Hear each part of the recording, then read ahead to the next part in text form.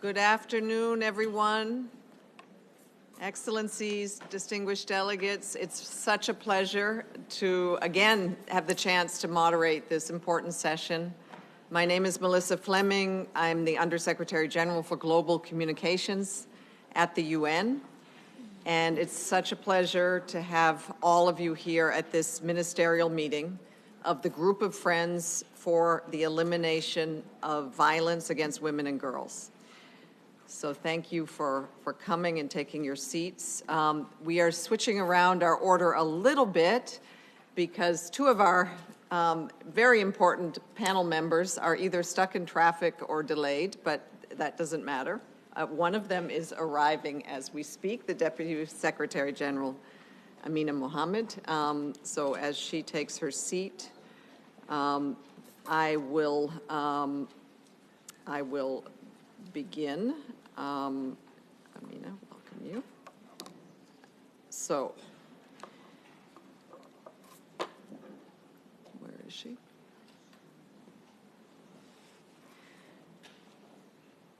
So, just a bit of background to start us off. The Group of Friends was established in 2020 in response to the Secretary General of the United Nations call for the international community to join forces in order to end all forms of violence against women and girls once and for all.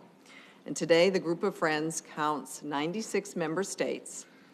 It provides a shared platform for good practices and knowledge on combating gender-based violence. The theme of today's ministerial meeting is investing in the prevention of violence against women and girls. And to eliminate violence against women and girls, it is crucial that violence is not only addressed after it has happened, it needs to be prevented from occurring in the first place. Last year, to mark the International Day for the Elimination of Violence Against Women and to kickstart the 16 days of activism, the Secretary General's Unite campaign called on all of us to invest to prevent violence against women and girls. And so today's meeting will build on that call and we'll delve deeper on how we can make deliberate and effective investments in initiatives that aim to prevent gender-based violence.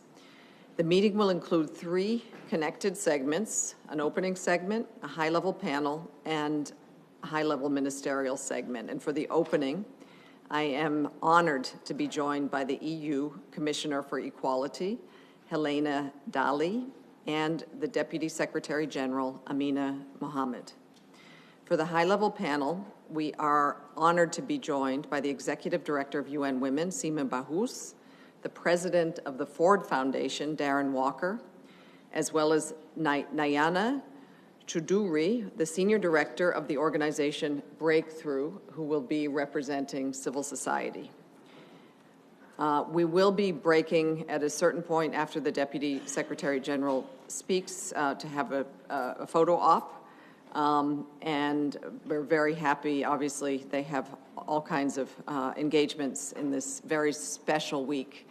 And finally, for the high-level segment, I will be honored to give the floor to ministers from the Group of Friends to share with us their national experiences on preventing violence against women and girls. So we only have an hour and 15 minutes for this meeting, so we kindly ask all of our speakers to stick to their allotted time. And I'm afraid for the ministers, that's only 2 minutes for each intervention.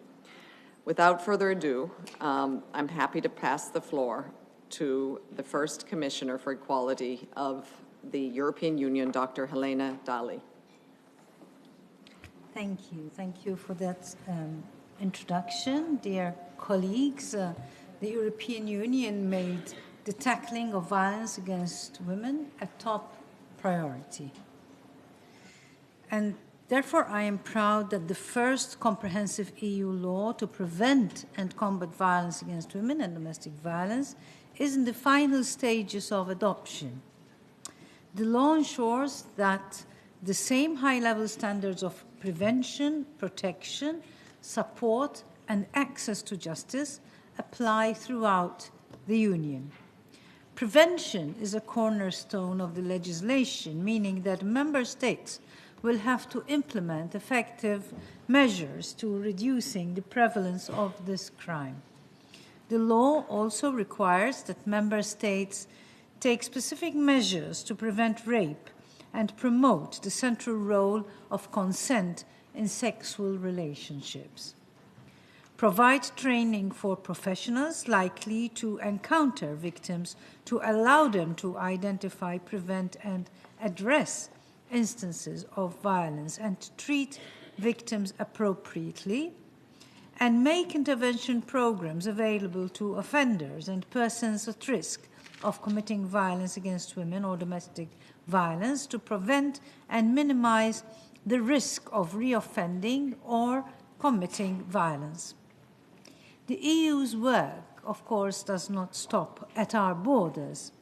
The Commission participates in the Generation Equality Forum, which was launched in 2021 to accelerate progress towards gender equality.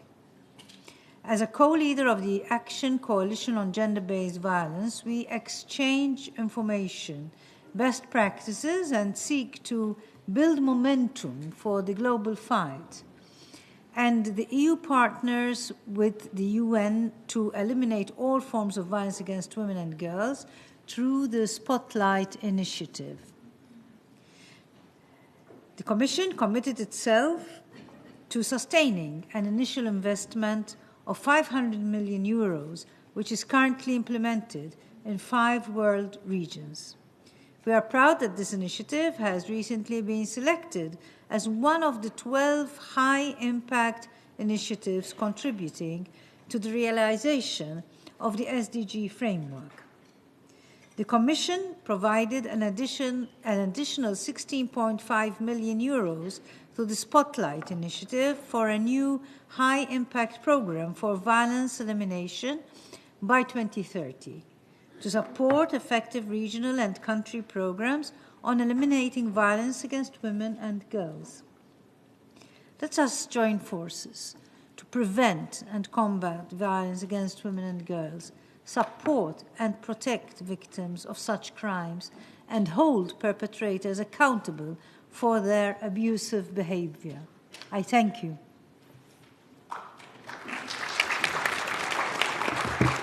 Thank you very much for your contribution, Commissioner Dalli, and also for your support of the Spotlight Initiative. And next, I'm happy to invite to the podium the Deputy Secretary General of the United Nations, Amina Mohammed.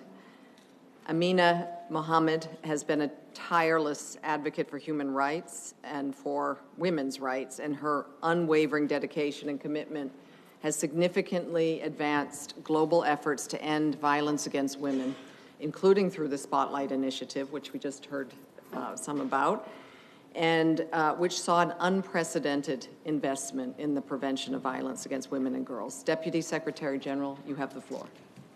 Thank you very much, Excellencies, dear USG Fleming, ladies and gentlemen, the friends that I see on the podium. First, I'd like to thank the European Union, Commissioner Dalli, thank you so much, and the EU delegation to New York for your continued partnership, but also leadership of this group of friends. Ambassador Stravos, I wish you continued success as a new chair of this critical coalition of partners. At our first gathering in December 2020, 78 members of this group made up important commitment to share information, to coordinate actions in response to the Secretary-General's appeal for peace at home and in homes. This appeal came as violence against women and girls surged during the COVID-19 pandemic. Since then, the group has expanded to 96 member states, and I'd like to take the opportunity to welcome Bangladesh as our newest member. Over the years, this group has tackled several important issues, including how climate change, economic empowerment, and workplace harassment intersect with gender-based violence.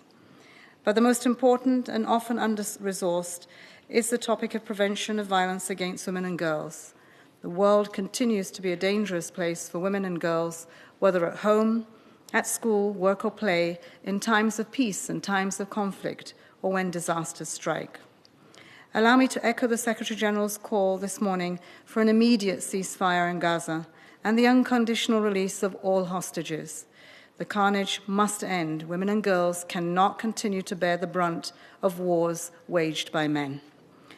Excellencies, in the face of these dangers, we confront another stark reality.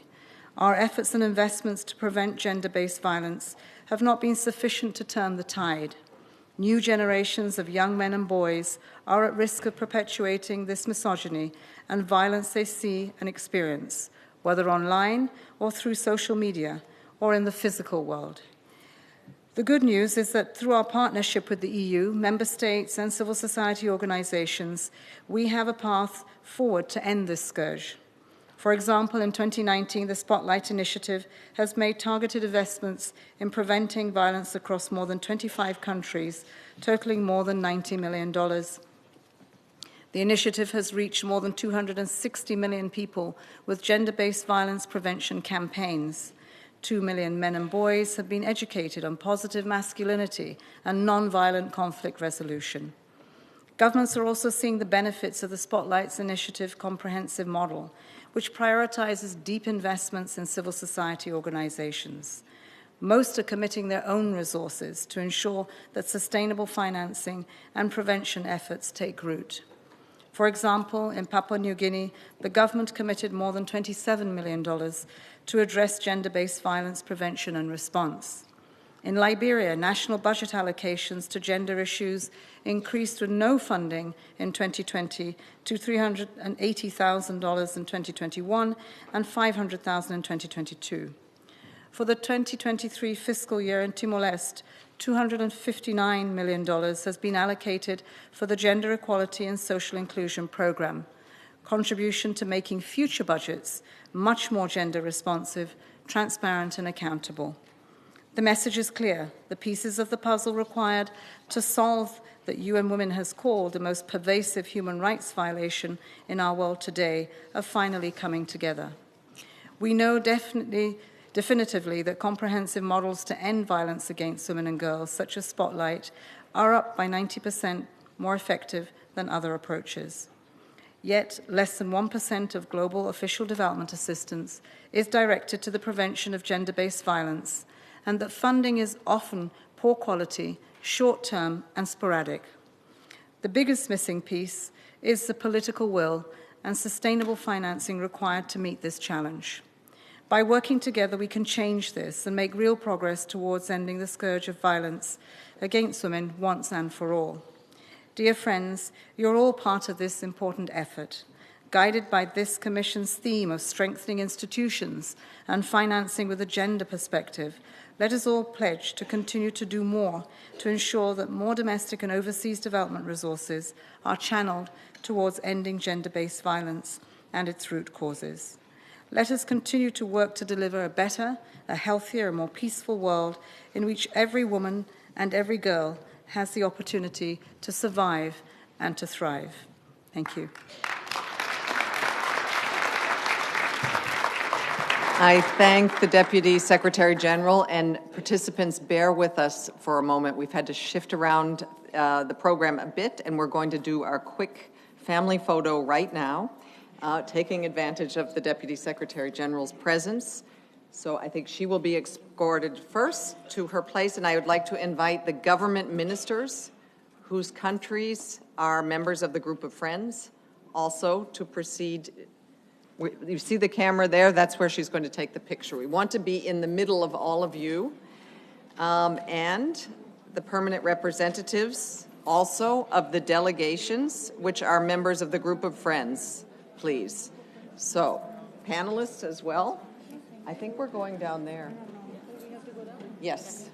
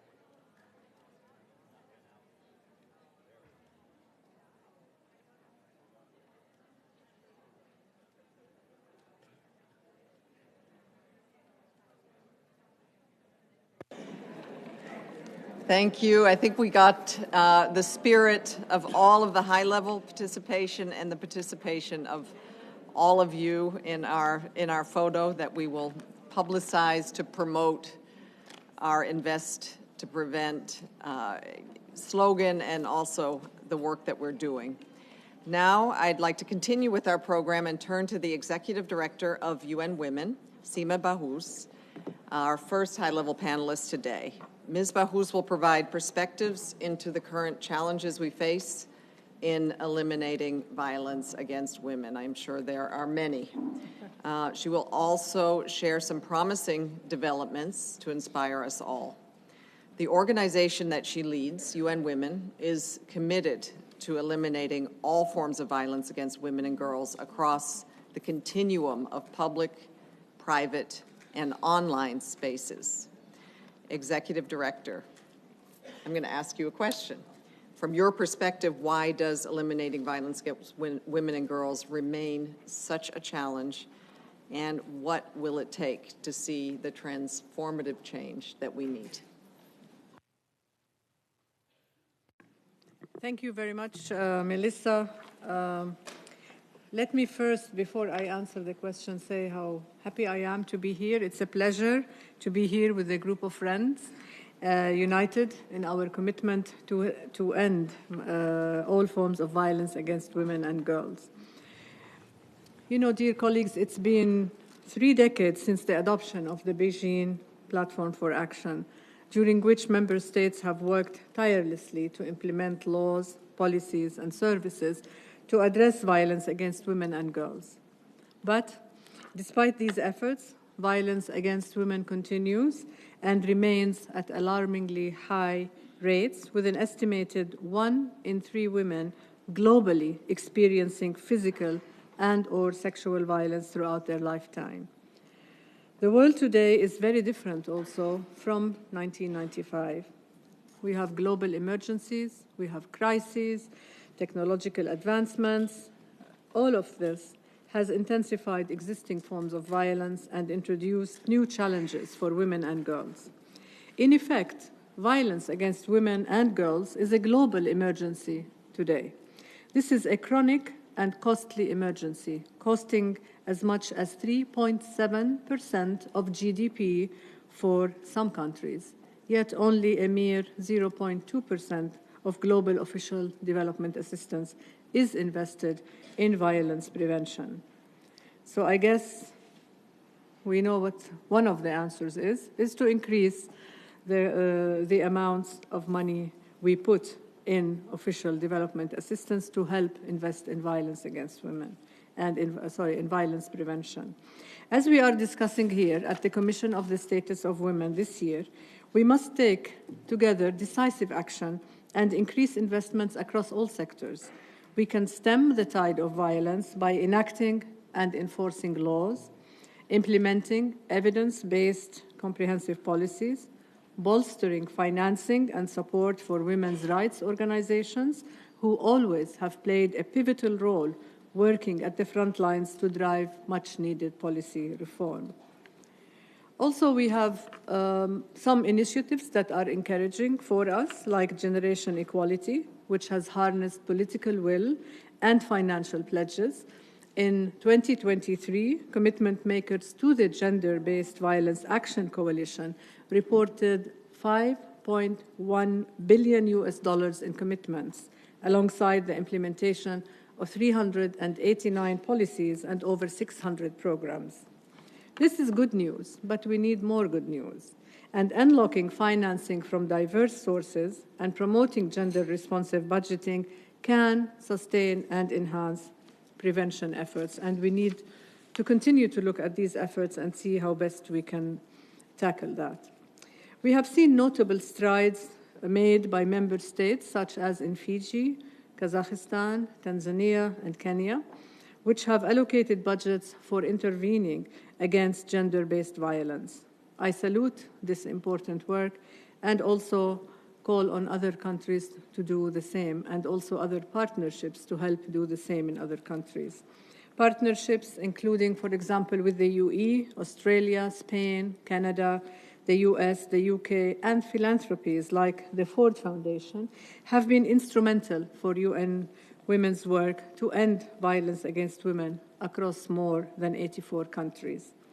The EU's unprecedented investment of $500 million to the Spotlight Initiative, as we have heard from the DSG, has spurred the UN system to deliver together on gender-based violence, reaching millions of women and girls across the world. Also, the UN Trust Fund allocated $79 million to 164 civil society organizations working on prevention initiatives worldwide since 2018. And the Women's Peace and Humanitarian Fund has also funded a total of 914 civil society organizations since 2016. So I really want to say that I thank you all for contributing to these crucial funds, which often are a lifeline for the organizations and the communities they serve. And I think we need to find more pathways to support the communities as we see them supporting the prevention of violence against women. As member states convening here at CSW, I urge you to reflect upon financing gender equality seriously. Let us not forget the persistent challenges we face in eliminating violence against women. At UN Women, the Unite campaign is in its most recent call to action, implored us to prioritize investments in responses that not only react to violence, but more importantly, again, look at how to prevent it. In the coming months and years, we have a collective opportunity to recommit ourselves to gender equality. Next year, we will commemorate the 25th anniversary of the resolution spearheaded by the Dominican Republic to designate November 25 as the International Day for the Elimination of Violence Against Women. The Summit of the Future in September presents an opportunity to centrally place gender equality across discussions on development, financing, technology, and peace and security. The 30th anniversary of the Beijing Platform for Action next year has the potential to be a watershed moment for increased and accelerated action to make true on the promises made 20 years ago. So, Excellencies, as we reflect on these remarkable milestones, let us acknowledge that the possibility of eradicating this global emergency within our lifetime is within reach. We know what needs to be done. Every investment directed to violence prevention signifies a step towards a safer and a more equitable world. So let us push forward on this together. I thank the EU and the group of friends for their commitment and unwavering support, and I thank you all for the same. Thank you. Thank you so much, Executive Director of UN Women, Bahous, and for outlining how chronic and costly and underinvested this scourge is, but also some of the achievements and also the opportunities. I would like to now pass the floor to the president of the Ford Foundation, Darren Walker. For Ford Foundation, the prevention of gender-based violence is a core concern.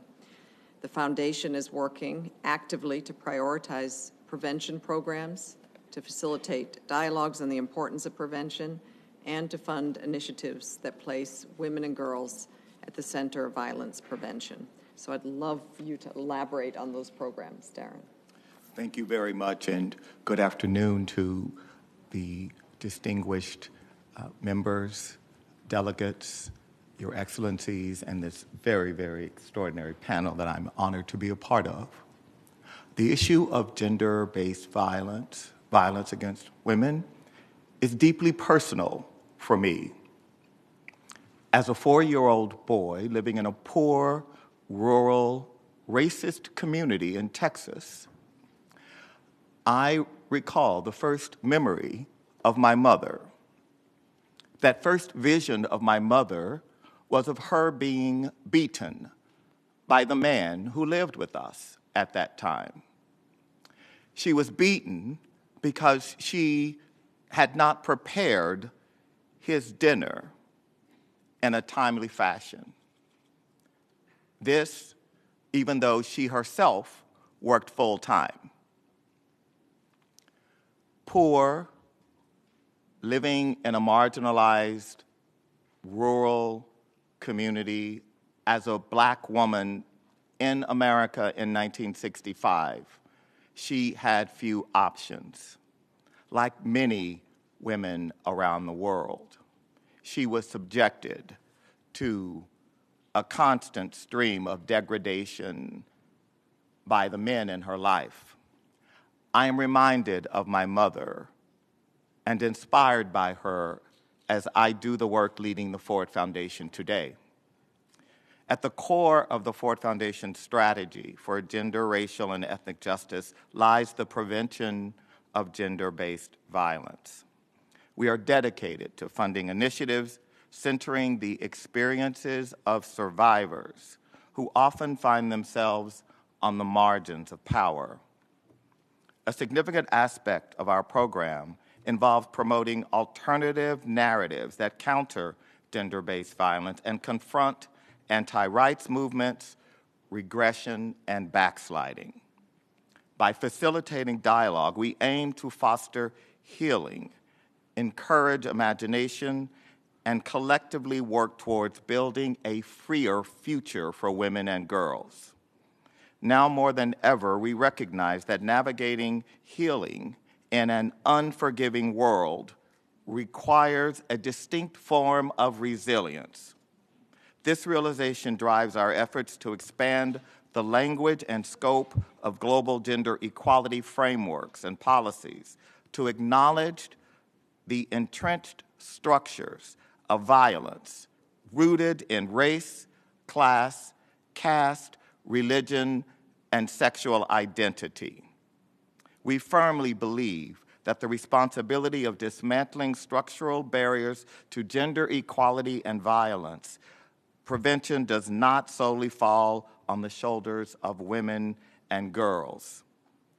And that's why among our grantees are organizations like the Sonke Gender Justice and Men Engage Alliance, which employ intersectional feminist approaches to engage men and boys in transforming patriarchal masculinities.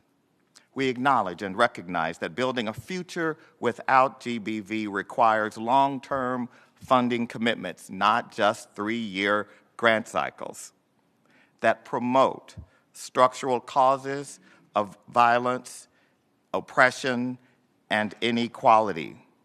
And finally, we are committed to investing in advocacy and engagement with governments and policymakers to facilitate more targeted and effective implementation, adaptation, and scaling up of programs. So let us dedicate ourselves to women like my mother, who lived their lives on the margins, but for whom opportunities like this and the work of all of you in this room offer great hope and inspiration. Thank you.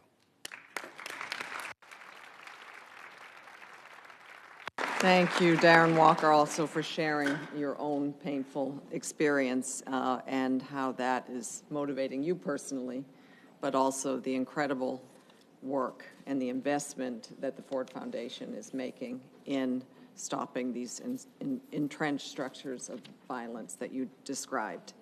I would like to now pass the floor to our civil society representative, Nayana Choudhury from Breakthrough. Ms. Choudhury leads the programs of Breakthrough Trust in India, and she is a passionate gender rights activist with over 25 years of experience.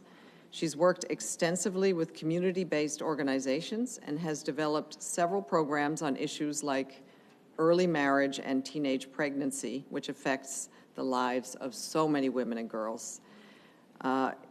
Her experience on the ground with changing the norms that may lead to violence are really key, and I'm hoping you can talk a bit about that and how schools play a role and how perhaps member states here could also play a role. Thank you, Melissa. Hello, everyone.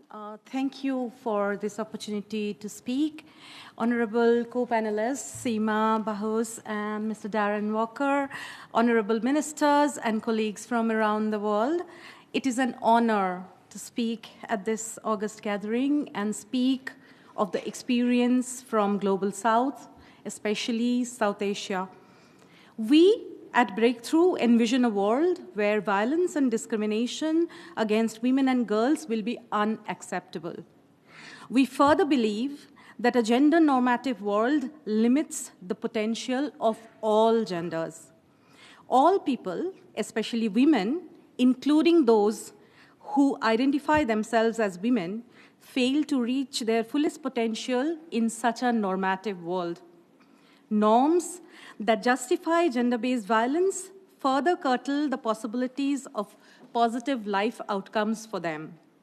Breakthrough works with adolescents and young adults to raise a generation who do not accept violence through a curriculum that is proven to change gender attitude, interestingly, more so in boys.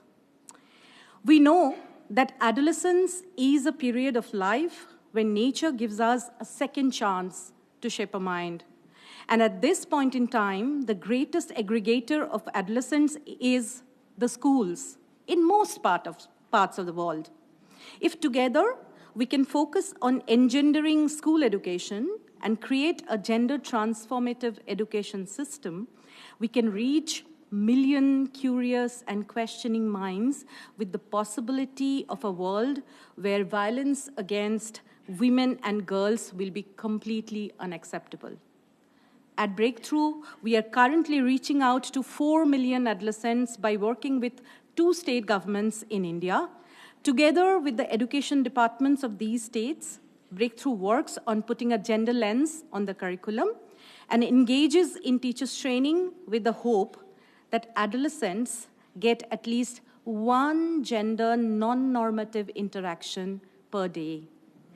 We know that the school system has great potential to also provide an opportunity to further engage with issues of gender-based violence by working with teachers, school leaders, and parents by raising issues like safe passage to school and safety within school premises.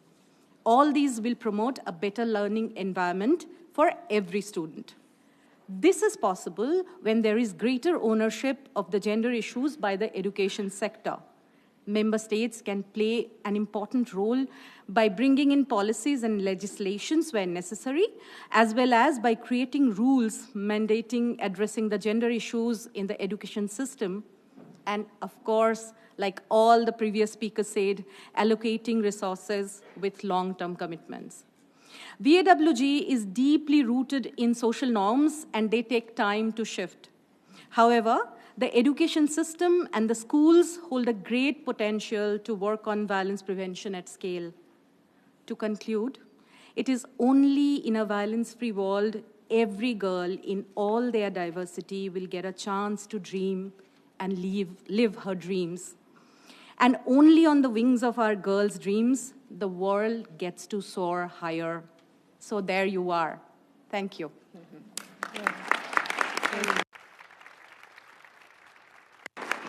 Thank you so much, Ms. Chaudhuri, for that really inspirational intervention and also this example of how you're introducing into the schools one intervention per day, wow, and focused also on boys. We're hearing that as a theme throughout.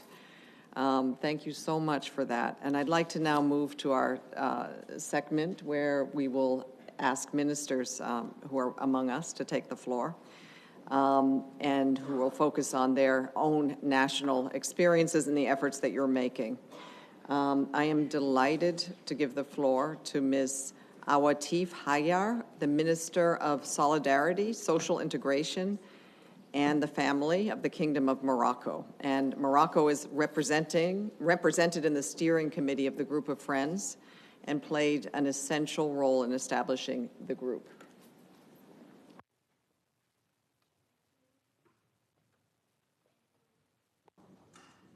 Honorable chairs and directors, I'm pleased to be here with the group of friends for the elimination of violence against women and girls. Protection of women in Morocco is put at a very high level, led by His Majesty, the King Mohammed VI. Also, Morocco, under the leadership of His Majesty, reaffirms, as the President of the Commission of Al-Quds reaffirms its call for an immediate and permanent ceasefire in Gaza, as well as for the delivery of sufficient aids to the population in Gaza, especially women and children. Also in Morocco, we have a law to fight against which prohibits violence against women. We have also planned for equality with a strong focus on protection of women, and we have now deployed a large infrastructure for the protection of women in shelters, and also online, an online call center, a platform where women can, where we will receive complaints from women facing violence. I can also mention that we believe that empowerment is very important, and this is why we deployed a massive program for economic empowerment for women in a rural area and a vulnerable situation, especially through platform. Last thing that I would like to mention is that we are running a program to fight social norms, especially engaging families in a positive parenting, to appropriate gender equality by children, and also men positive masculinity program. Thank you.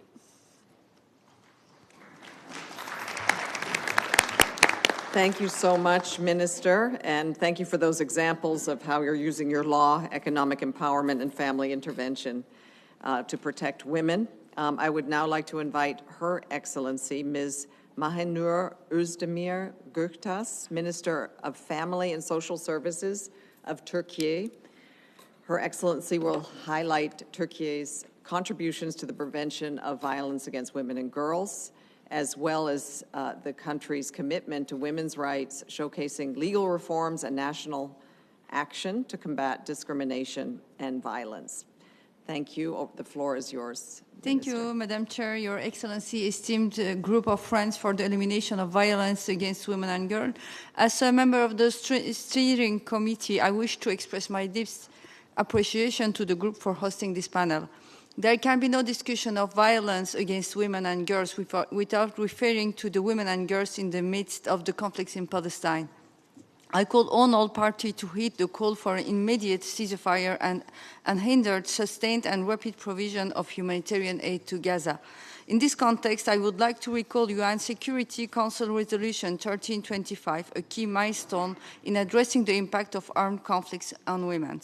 Esteemed participants, as Turkey, we value and strongly promote the presence and active participation of women in every field. Under the leadership of President Erdogan, we have implemented numerous legal and administrative reforms and put in place regulations. With a zero-tolerance policy for violence, we carry out our initiatives with an understanding firmly based on the protection of human rights. Since 2007, we have been outlining our roadmap in the fight against violence through national action plans. We firmly believe that raising social awareness is one of the most important steps in preventing violence. Therefore, as Turkey, we provide services to all women and accompanying children who have been victims of violence under the scope of Law 62/84 through women's shelters. To provide more effective services in women's shelters, we conduct specialization studies based on risks and needs. With the Violence Prevention and Monitoring Centers we have established in every province of our country, we provide services 24/7.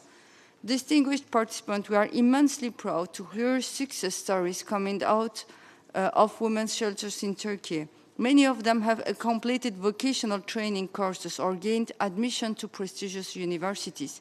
As I conclude my remarks, I wish to underscore the importance of empowerment of women through encompassing strategies and programs while combating violence. Thank you. Thank you very much, Madam Minister. Very inspiring. I'd now like to invite Her Excellency, Ms. Bulgantuya Kuribatar, Minister of Labor and Social Protection of Mongolia, to take the floor. As a commitment maker to the Action Coalition on Gender-Based Violence, Mongolia is setting an example by investing in national prevention systems. So, dear Minister, if you could tell us about those initiatives that you're spearheading, and looking forward to hearing your intervention. Your Excellencies, distinguished delegates, it's my honor to speak on behalf of the government of Mongolia here. Since Mongolia joined the UN Convention on the Elimination of All Forms of Discrimination Against Women in 1981, significant progress has been made, specifically in improving legal and policy environment, strengthening the system of protecting victims of violence, developing statistics and improving research and analysis related to gender-based violence, increased budgeting for violence prevention, and increasing awareness and changing attitude towards violence in the community. In 2018, for the first time in Mongolia, a study named Naked Truth of Violence was conducted, revealing the extent of gender-based violence. Through the study, we see increase in the number of reports related to violence, but also we saw improvement in the public awareness and intolerance of violence against women. Development partners like UNFPA and Swiss development agencies have been supporting our efforts in implementing many joint projects and programs around the country. We also publish monthly data and on domestic violence to improve gender-sensitive statistics, research, and analysis. To prevent domestic violence, a 16-day campaign against gender-based violence is organized annually to increase awareness and participation of public. Capacity of shelters around the country has increased by 5-fold since 2017. Esteemed moderator and esteemed guests, we have initiated significant policy reforms in the realms of violence reduction, legal reforms, e-transition development, professionalizing social work, and implementing performance-based funding system grounded on case services. In the future, it is imperative also to prioritize the provision of social work and services at a professional level. I would like to conclude my remarks with best wishes for success in the meeting activities. Thank you very much. Thank you, Minister Kuribatar, for those examples of your initiatives.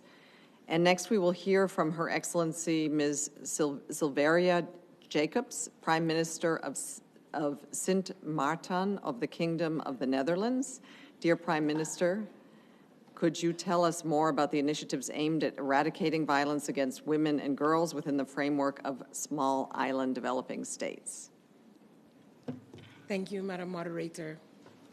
Is it on? Yes, it is. Yes.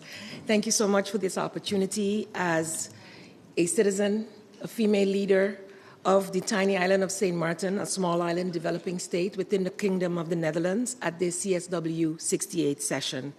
I am proud to stand here also because I can concur and feel the feelings of the gentleman from the Ford Foundation, having been raised by a mother that endured physical abuse and mental abuse, but raised 3 hardworking children as a result of prioritizing education and hard work.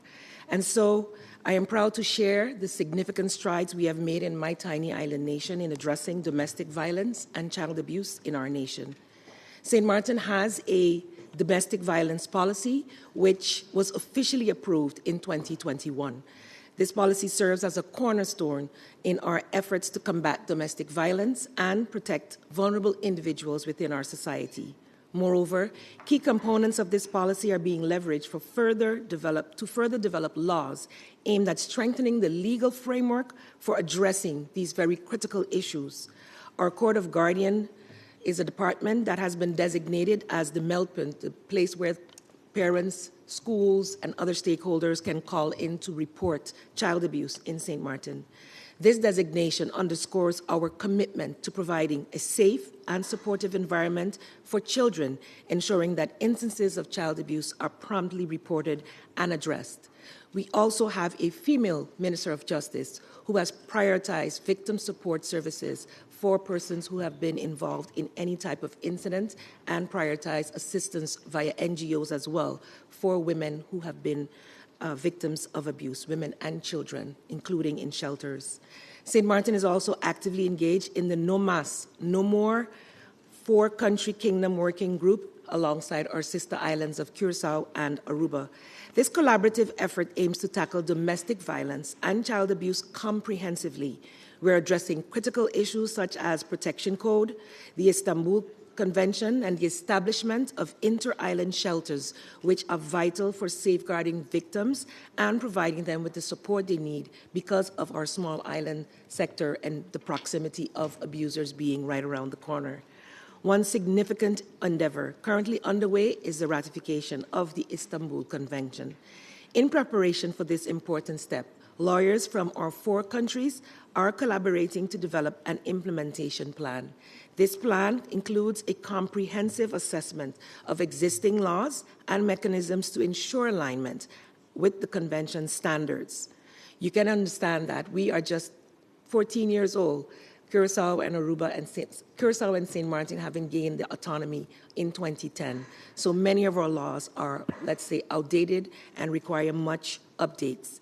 So, together with the support and assistance offered by the Netherlands as our largest kingdom partner, we are executing this initiative, underscoring the strength of our partnerships in addressing these complex challenges. In conclusion, St. Martin remains steadfast in its commitment to ending domestic violence and child abuse, and I will continue to promote these strategic policies together with our various departments across ministries, partnerships, and collaborative efforts while working tirelessly to create a safer and more supportive environment for all individuals, and welcome the dialogues and the decisions coming out of these deliberations to enhance that also within the small island states. Thank you very much. Thank you very much, Prime Minister, for outlining all of those initiatives you have undertaken and your passionate commitment to making your country and the small island developing states around you safe for women and girls and everyone. Thank you. Now let us hear from Minister Eurico Bacchus, who will outline Luxembourg's commendable efforts in the fight against gender-based violence. Dear Minister, looking forward to hearing from you about your efforts for the development of a national action plan on gender-based violence. Thank you very much, dear friends. I'm very honored to take part in this meeting for the first time. Violence against women and girls is really a major obstacle to female empowerment and seriously impedes progress towards gender equality.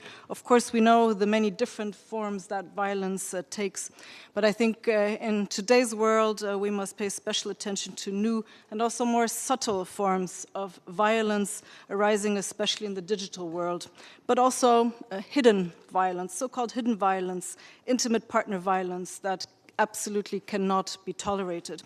Luxembourg stays committed to a zero-tolerance goal regarding violence against women and girls, and that really in all their diversity.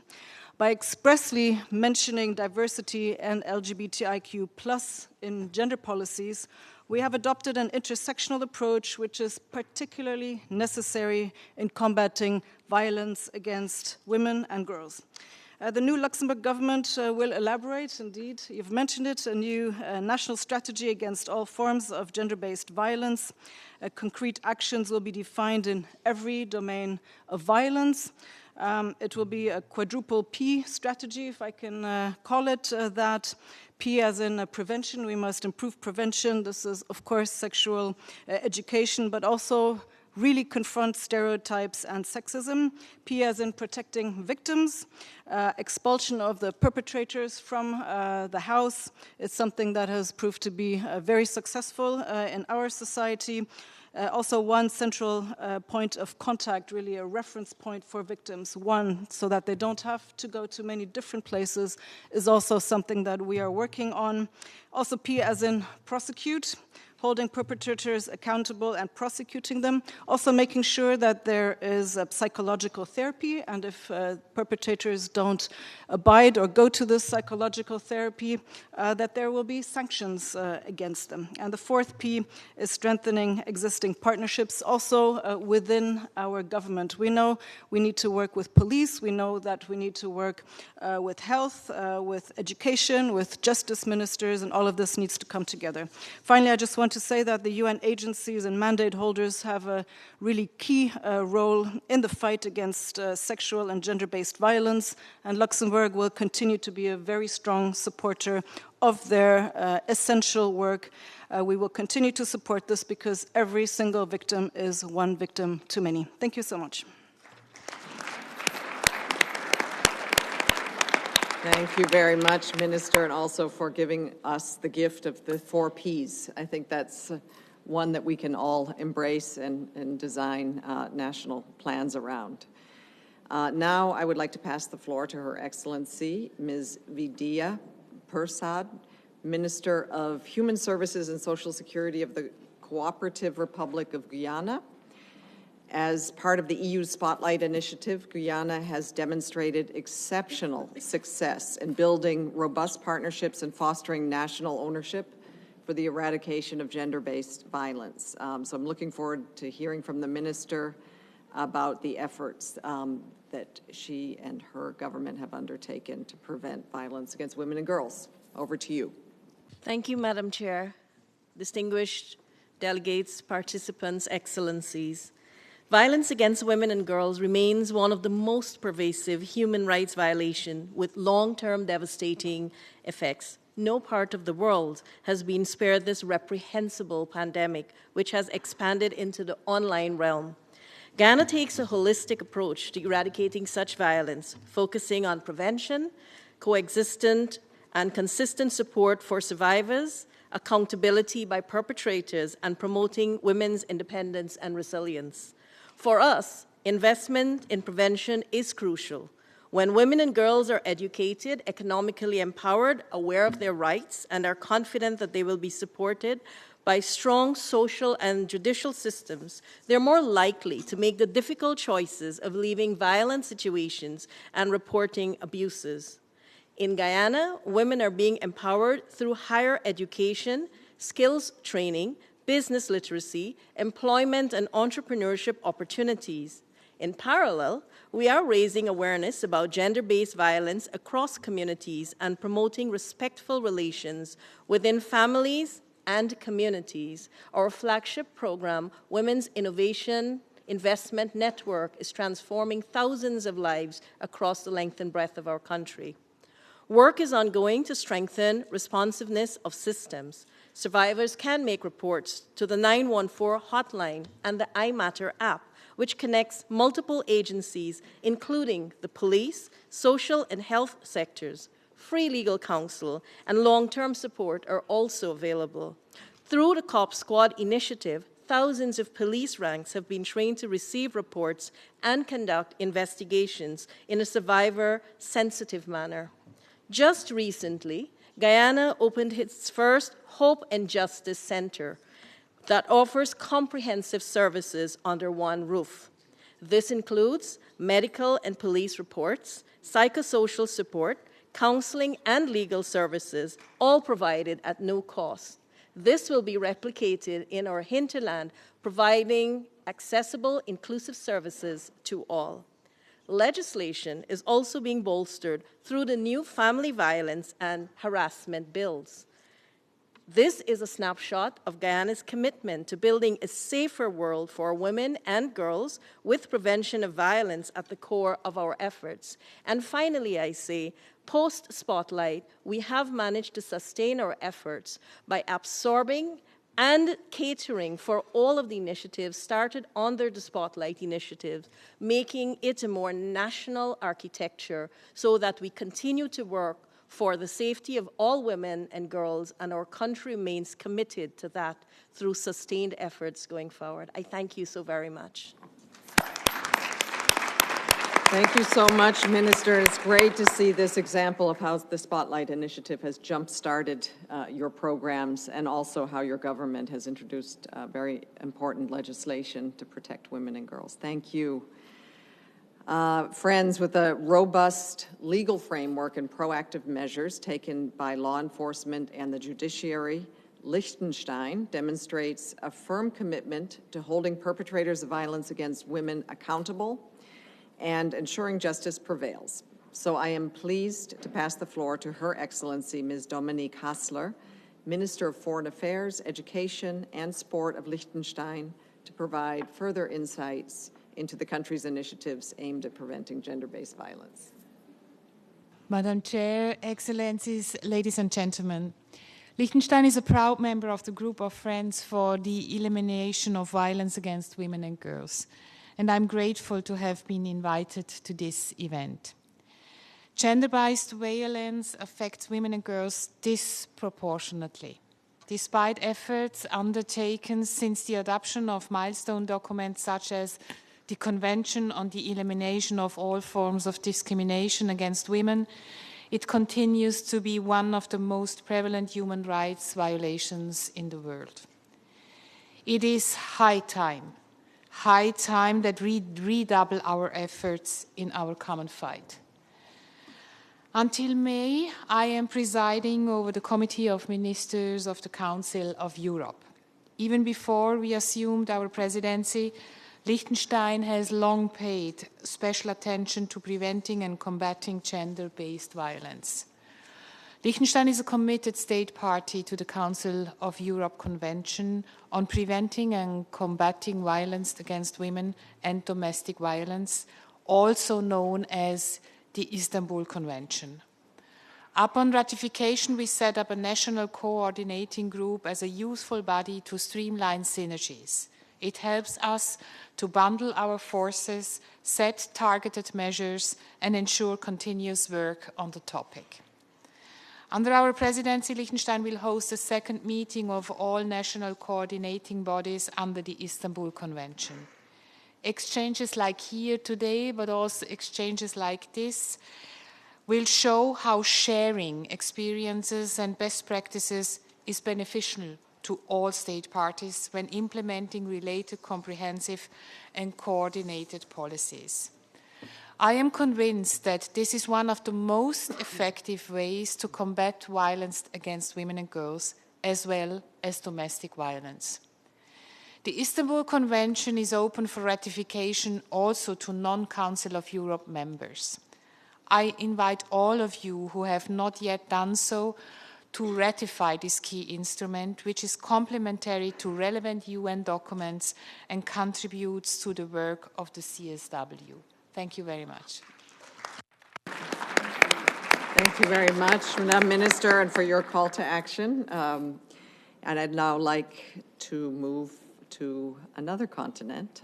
Capo Verde's dedication to combating gender-based violence is evident through initiatives such as the Blue Sharks, and we'll hear more about that, I think, right away, that underscores men's responsibility in safeguarding women's rights and safety. So I'm pleased to pass the floor to His Excellency, Mr. Fernando Alicio Freire, Minister of Family, Inclusion, and Social Development of Capo Verde. Minister, you have the floor. I understand you're going to speak in French. I'm sorry we don't have translation, but we all have some French skills, I'm sure. Excellences, l'élimination de la violence contre les femmes et les filles est une priorité du gouvernement du Cap-Vert. Une priorité qui se matérialise non seulement dans les principaux documents guident notre nation, tels que la Constitution nationale et les programmes gouvernementaux, mais aussi dans le plan national pour l'égalité entre les hommes et les femmes et le plan d'action national pour la prévention et la lutte contre la violence sexuelle contre les enfants et les adolescents. Au fil du temps, nous avons développé et consolidé des instruments juridiques et maintiennent particulièrement l'accent sur les lois spéciales contre la violence basée sur le genre qui définit des mesures de prévention, de lutte et d'assistance aux victimes et de violences fondées sur le genre, ainsi que ses différentes politiques publiques et la protection sociale, que l'idée est revenue, donc l'application a permis de réduire des femmes et de jeunes filles victimes de violences au Cap-Vert. Cap-Vert a développé une stratégie de lutte contre la violence fondée sur le genre qui comprend une action concertée entre différents domaines ancrés dans les politiques publiques soutenues par un budget sensible au genre qui garantit la matérialisation des mesures. Nous sommes conscients que la violence se manifeste de diverses manières, y compris par exemple par un manque d'autonomie économique qui conduit à la dépendance et à la permanence dans des relations toxiques. Nous travaillons donc à l'élaboration de mesures qui permettent l'accès et la permanence des femmes au marché du travail, mais un marché décent avec la dignité et la protection sociale, en développant un système de soins qui les aide à concilier la vie personnelle avec la vie professionnelle. Dans cette lutte, l'implication de la participation active des hommes et des garçons sont essentielles en promouvant une masculinité positive et en contribuant à l'élimination des stéréotypes qui continuent à promouvoir l'inégalité entre les sexes. La promotion de la santé sexuelle et reproductive contribue à une meilleure connaissance et maîtrise du corps, en particulier pour les femmes et pour les jeunes filles qui ne sont encore limitées dans l'exercice de ces droits. La lutte contre le harcèlement moral et sexuel, notamment sur le lieu de travail, est également une réalité, en particulier dans l'administration publique. La SEM est mise sur la réglementation, le renforcement des mesures et les actions de sensibilisation. D'autre part, la participation des femmes au niveau civique, aux postes de décision et à la politique n'est pas encore pleinement garantie, car ils souffrent de mêmes contraintes qui laissent un empêchement d'exercer les droits en toute liberté.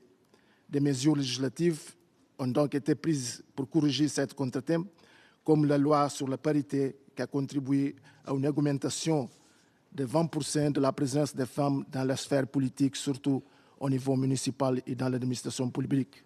Il est urgent de passer des paroles aux actes, car qu'il y aura une seule victime de la violence, nous ne pourrons pas baisser la garde.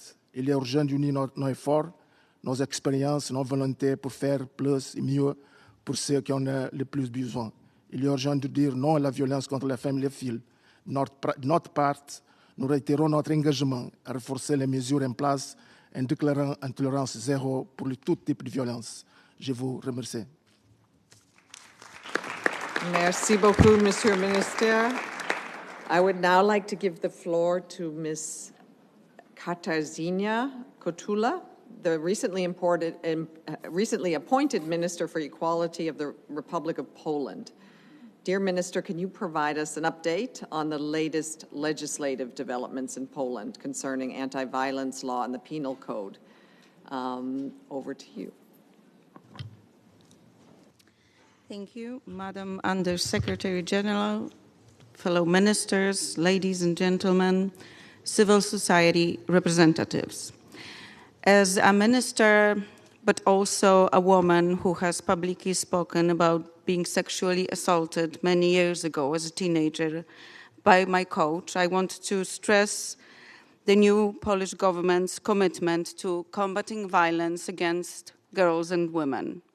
We all know and we all agree that all women and girls have the right to live free from violence.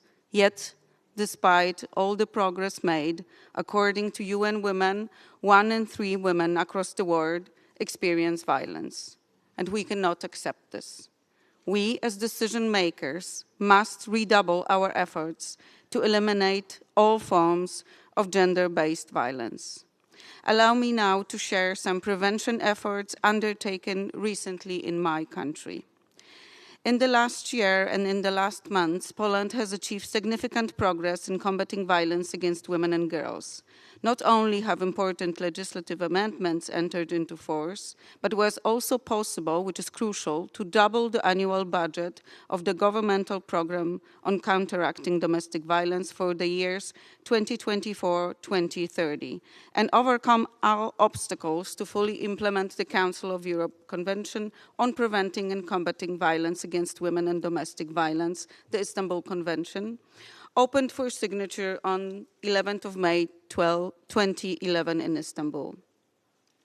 Legislative action included introduction of new crimes into the criminal code, although fortunately not being a significant problem in the Polish society since 2023, female genital mutilation and forced marriage have been criminalized, which sends a strong signal about the lack of unacceptance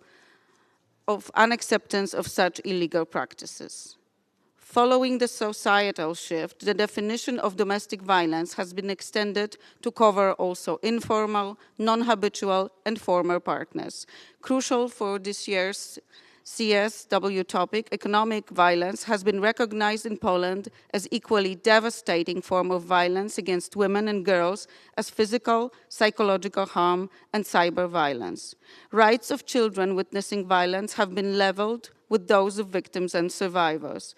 All perpetrators of domestic violence have to deposit their firearms at the police station and undergo psychological and therapeutic courses.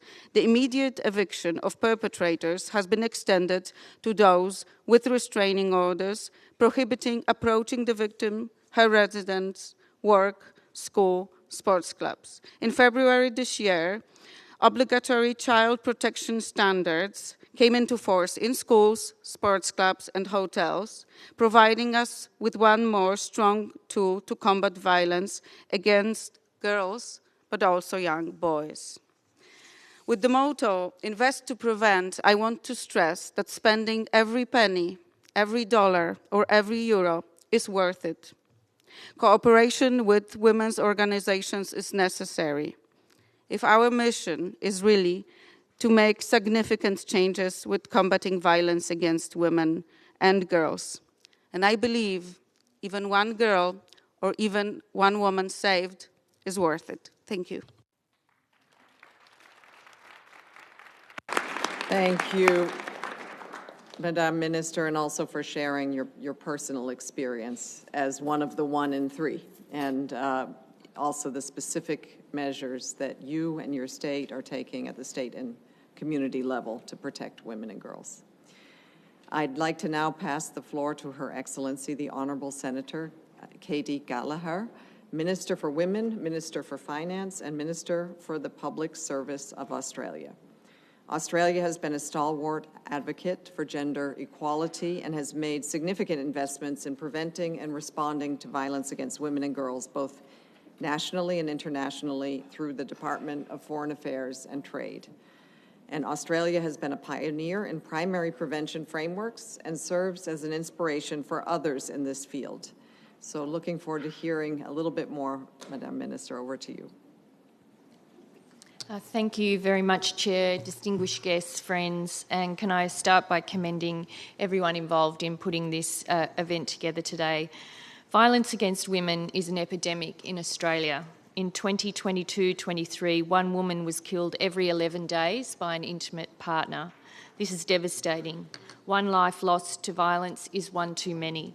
Our government is serious about fixing this, and we have set an ambitious target to end violence against women and children in 1 generation. We are one of 3 countries in the world to appoint a domestic, family and sexual violence commissioner.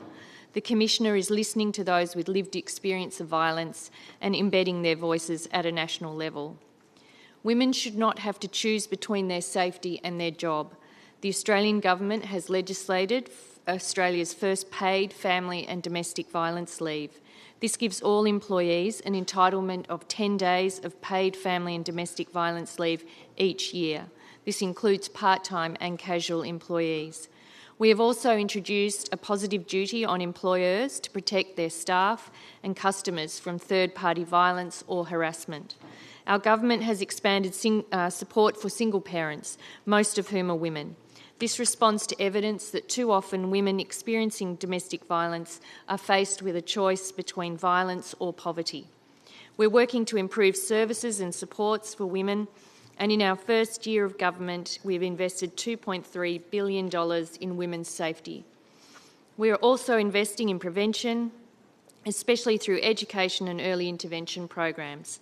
Australia's new National Gender Equality Strategy has women's safety as its first priority, because we know we cannot make meaningful progress on women's economic equality or leadership if they are not safe.